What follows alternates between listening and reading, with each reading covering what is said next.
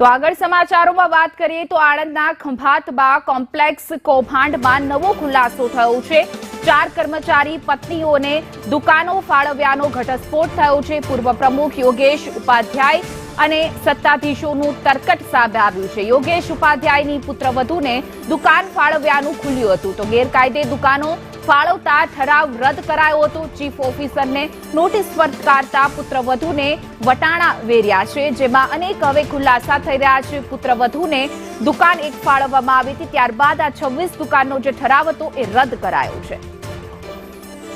વધુ વિગતો સાથે અમારા સંવાદદાતા મનીષ સરકાર જોડાઈ ગયા છે। જે મનીષ, આ રીતે કોમ્પ્લેક્સમાં આખી દુકાનો 26 દુકાનો જો કે ઠરાવ એનો રદ કરાયો છે, જે રીતે કૌભાંડ સામે આવ્યું, પરંતુ એક પછી એક ખુલાસા થઈ રહ્યા છે।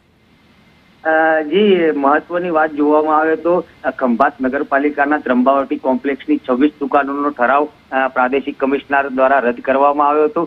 જે બાદ નવો ફણગો ફૂટ્યો હતો, જેમાં પાલિકાના પ્રમુખ તેમજ કારોબારી સભ્યો દ્વારા સરકારી ખુલ્લી જગ્યા કોઈ પણ પ્રકારની મંજૂરી વગર એક ઈસમને ફાળવી, ખાનગી ઈસમને ફાળવી દેતા ખુલાસો થતા જ ખળભળાટ થયો હતો। બીજી તરફ આજે આ બાબતને લઈ ચીફ ઓફિસર દ્વારા પાલિકામાં કામ કરતા પૂર્વ પ્રમુખના પુત્રવધુ પરેશાબેનને નોટિસ આપતા તેઓ દ્વારા પણ નવો ફણગો ફોડવામાં આવ્યો છે। તેઓએ આક્ષેપ કર્યો છે કે મારી સાથે બીજા અન્ય કર્મચારીઓ છે, જેઓની પણ 4 દુકાનો છે, જે કર્મચારીના નામ સાથે તેઓએ લિખિત નોટિસ ચીફ ઓફિસરને આપતા જ ખળભળાટ મચી જવા પામ્યો છે।